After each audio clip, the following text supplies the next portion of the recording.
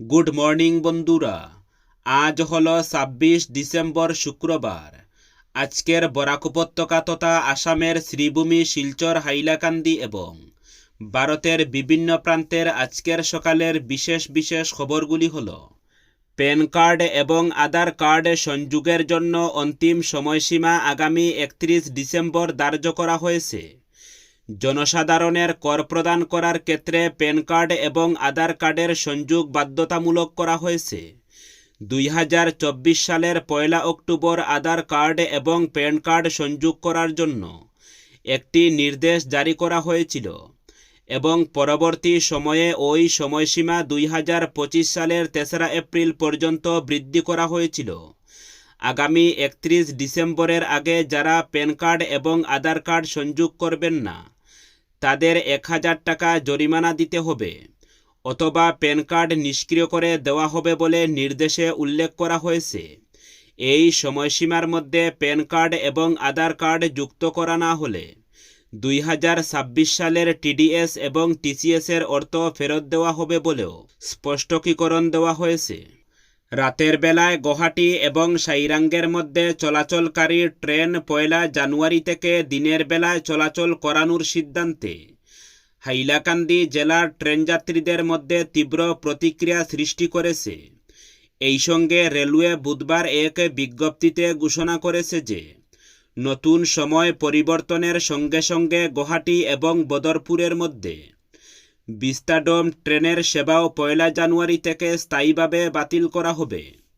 হাইলাকান্দি জেলার ট্রেনযাত্রীরা অভিযোগ করেছেন যে বর্তমানে রাতে ট্রেন থাকায় গুয়াহাটি যাওয়া এবং পরের দিন রাতে বাড়ি ফিরে আসা সহজ ছিল, তবে ১ জানুয়ারি থেকে নতুন সময়সূচি অনুসারে দিনের বেলা ট্রেন চালানো শুরু হলে গুয়াহাটিতে যাতায়াতকারী মানুষ আর্থিকভাবে ক্ষতিগ্রস্ত হবেন।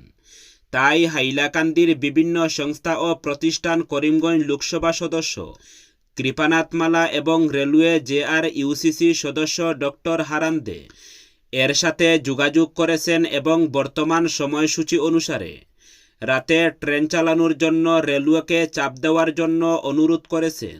শ্রীভূমির কানিশাইল এলাকায় বেসরকারি লাইফলাইন হাসপাতালে চিকিৎসার গাফলতিতে প্রাণ হারালো এক নবজাতক। এমন অভিযোগে উত্তেজনা সৃষ্টি হয়। ভুল চিকিৎসা ও চিকিৎসকের গাফলতির অভিযোগে ক্ষোভে ফেটে পড়েন রোগীর আত্মীয় ও স্থানীয় বাসিন্দারা। শ্রীভূমি জেলা সদরে এমন এক হৃদয় বিদারক ঘটনাকে কেন্দ্র করে চরম উত্তেজনা দেখা দিয়েছে। উত্তেজিত জনতা হাসপাতালের চিকিৎসক ও কর্তৃপক্ষের বিরুদ্ধে স্লোগান তুলতে থাকেন। পরিস্থিতি সামাল দিতে ঘটনাস্থলে পৌঁছায় শ্রীভূমি থানার পুলিশ এবং আধা সামরিক বাহিনী।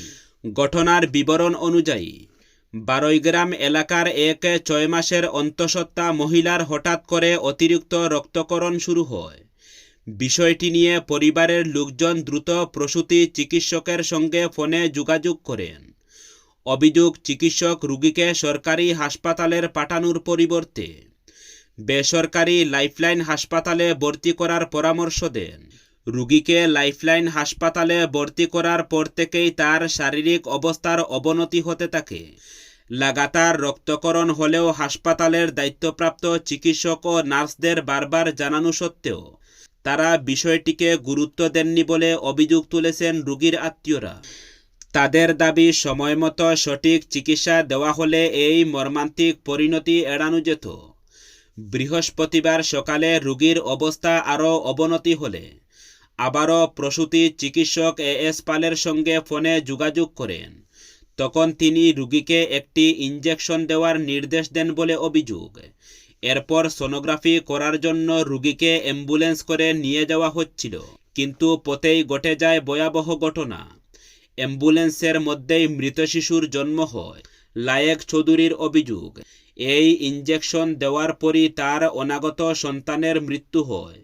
তিনি বলেন, বারবার বলার পরও চিকিৎসকরা গুরুত্ব দেননি। আজ আমার সন্তানের প্রাণ গেল চিকিৎসার গাফলতিতে, তবে হাসপাতাল কর্তৃপক্ষ বা চিকিৎসকের কোনো বয়ান পাওয়া যায়নি।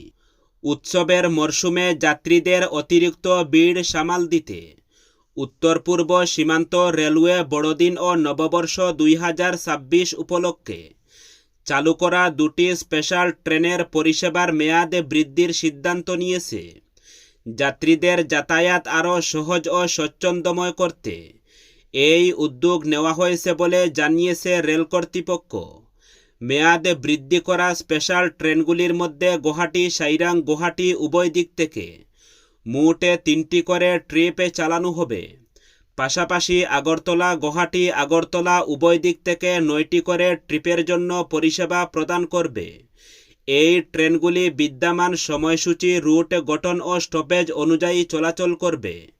রেল সূত্রে জানা গেছে, গুয়াহাটি সাইরাং স্পেশাল ট্রেনটি আগামী 26, 28 ও 30 ডিসেম্বর গুয়াহাটি থেকে সকাল 6টায় যাত্রা শুরু করে সন্ধ্যা 7টা 30 সাইরাং পৌঁছাবে। ফিরতি পথে সাইরাং গুয়াহাটি 27, 29 ও 31 ডিসেম্বর সাইরাং থেকে সকাল 6টায় রওনা দিয়ে সন্ধ্যা 7টা 50 গুয়াহাটি পৌঁছাবে। এবার লক্ষ্য বিধানসভায় মাইমাল সমাজের প্রতিনিধি পাঠানো। বিধানসভা নির্বাচনের আগেই এই দাবিসহ আরও বিভিন্ন দাবি নিয়ে এবার মন্ত্রী কৃষ্ণেন্দু পালের দ্বারস্থ হল বরাক উপত্যকার সংখ্যালঘু সম্প্রদায়ের মাইমাল সমাজ। বৃহস্পতিবার মন্ত্রী কৃষ্ণেন্দু পালের কাছে ছুটে যায় বরাক উপত্যকার পিছপড়া জাতি মাইমাল সমাজের এক প্রতিনিধি দল। পিছপড়া এই জাতির বিভিন্ন দাবি বাস্তবায়নের লক্ষ্যে এবার মন্ত্রী কৃষ্ণেন্দু পালের হাত ধরল বরাক উপত্যকার মাইমাল সমাজের 3টি সংগঠন: অল আসাম মুসলিম ফিশারম্যান ফেডারেশন সোমাওমাহি। 3 সংগঠনসহ মাইমাল সমাজের বিভিন্ন স্তরের মানুষ মন্ত্রীর দ্বারস্থ হয়ে তাদের দীর্ঘদিনের 5 দফা দাবি উত্থাপন করেন। অল আসাম মুসলিম ফিশারম্যান ফেডারেশনের সভাপতি নেজামুদ্দিন, চেয়ারম্যান সেলিমুদ্দিন সহ অন্যান্যরা বলেন, 5 দফা দাবির মধ্যে প্রথম দাবি হল বরাক উপত্যকার মাইমাল সমাজকে খিলঞ্জিয়া ঘোষণা করা। বরাকের মাইমাল সমাজের জাতিগণনা এবং আগামী বিধানসভা নির্বাচনে বরাক উপত্যকায় যে কোনো একটি আসনে মাইমাল সমাজের কাউকে বিজেপির টিকিট প্রদান করা। বিশেষ করে দক্ষিণ করিমগঞ্জ আসনে বিজেপির টিকিটের দাবি করেছে মাইমাল সমাজ। তাদের দাবি, এই আসনে প্রায় 80,000 মাইমাল সমাজের ভোট রয়েছে। এখানে মাইমাল সমাজ থেকে যোগ্য কাউকে বিজেপির টিকিট দিলে জয় নিশ্চিত। তারা মুখ্যমন্ত্রী হিমন্ত বিশ্ব শর্মার নেতৃত্বাধীন বিজেপি সরকারের উন্নয়নে বিশ্বাসী। তাই 24-এর লোকসভা নির্বাচনেও তারা বিজেপির সঙ্গে ছিলেন, আগামীতেও থাকবেন। এসব দাবি নিয়ে তারা অনেক সময় বিস্তারিত আলোচনা করেন মন্ত্রী কৃষ্ণেন্দু পালের সঙ্গে। তাদের দাবিগুলো পূরণের জন্য মুখ্যমন্ত্রী হিমন্ত বিশ্ব শর্মার উদ্দেশ্যে লেখা স্মারকপত্র পেশ করেন মন্ত্রী কৃষ্ণেন্দু পালের কাছে। মন্ত্রী তাদের আশ্বাস দিয়েছেন, খুব শীঘ্রই তিনি বরাক উপত্যকার মাইমাল সমাজের প্রতিনিধি দলকে সঙ্গে নিয়ে মুখ্যমন্ত্রী হিমন্ত বিশ্ব শর্মার দ্বারস্থ হবেন। বড়দিনের সামগ্রী তছনছ করা এবং বড়দিন পালন করতে দেওয়া হবে না বলে হুমকি দেওয়া নেতাদের গ্রেফতার করেছে বেলসর পুলিশ। গোটা অসম জুড়ে তীব্র প্রতিক্রিয়া সৃষ্টি করা নলবাড়ির বিশ্ব হিন্দু পরিষদের 4 নেতাকে অবশেষে বেলসর পুলিশ গ্রেফতার করে। গ্রেফতার হওয়া নেতারা হলেন বিশ্ব হিন্দু পরিষদ নলবাড়ি জেলা কমিটির সম্পাদক ভাস্কর ডেকা, সহসভাপতি মানস পাটগিরি, সহসম্পাদক বিজু দত্ত এবং বজরং দলের নলবাড়ি জেলা সংযোজক নয়নমণি তালুকদার। উল্লেখ্য, বুধবার উক্ত নেতাদের নেতৃত্বে নলবাড়ির বিভিন্ন প্রান্তে বড়দিনের সামগ্রী বিক্রি করা দোকানে গিয়ে ভাঙচুর চালানো হয়। পাশাপাশি পানিগাঁওয়ের সেন্ট মেরিজ বিদ্যালয়ে গিয়ে যিশুর মূর্তি ভাঙচুর করা হয় এবং বড়দিন উপলক্ষে আয়োজিত সমস্ত সামগ্রী নষ্ট করে আগুনে পুড়িয়ে দেওয়া হয়। ভারত বাংলাদেশের মধ্যে আমদানি রপ্তানি বন্ধ করাকে কেন্দ্র করে ফের উত্তপ্ত কৈলাসহরের আন্তর্জাতিক সীমান্ত এলাকা। উল্লেখ্য, সাম্প্রতিককালে বাংলাদেশে দীপু দাসের অমানবিক মৃত্যুর পর গোটা দেশের সঙ্গে কৈলাসহরের সনাতনী হিন্দু নাগরিকরাও খুবই ফেটে পড়েন। এরই অঙ্গ হিসাবে 24 ডিসেম্বর বিকেলে হিন্দু ঐক্যমঞ্চের পক্ষ থেকে কৈলাসহর শহরের এক ঐতিহাসিক বিক্ষোভ মিছিল এবং RK হাইস্কুলের মাঠে বিক্ষোভ সমাবেশ অনুষ্ঠিত হয়। সীমান্তের কাঁটাতারের পাশে গিয়ে বাংলাদেশের সীমান্ত রক্ষীদের সামনে মোহাম্মদ ইউনুসের ছবিতে জুতো মেরে বিক্ষোভ প্রদর্শন করেন সনাতনী হিন্দুরা। সমাবেশ শেষে কৈলাসহরের ভারত বাংলাদেশ আন্তর্জাতিক সীমান্তের পাশে মনুল্যান্ড কাস্টম প্রাঙ্গণে গিয়ে বাঁশের বেড়া দিয়ে ব্যারিকেড বসিয়ে দেন হিন্দু ঐক্যমঞ্চের সদস্যরা। এরপর সন্দীপ দেবরায় এবং কান্তিনাথের নেতৃত্বে হিন্দু ঐক্যমঞ্চের 5 জনের এক প্রতিনিধি দল 199 ব্যাটালিয়ন বিএসএফের অ্যাসিস্ট্যান্ট কমান্ড্যান্টের সঙ্গে দেখা করেন। অনির্দিষ্টকালের জন্য আমদানি রপ্তানি বন্ধ রাখতেই হিন্দু ঐক্যমঞ্চের পক্ষ থেকে বাঁশের ব্যারিকেড বসানোর কথা জানানো হয়ে থাকে। এদিকে বুধবার গভীর রাতে কে বা কারা হিন্দু ঐক্যমঞ্চের বাঁশের ব্যারিকেড ভেঙে দেয়। এরপর এদিন ভোরে হিন্দু ঐক্যমঞ্চের নেতাদের কাছে এ খবর পৌঁছামাত্রই গোটা কৈলাসহরে সনাতনী হিন্দুরা ক্ষোভে ফেটে পড়েন।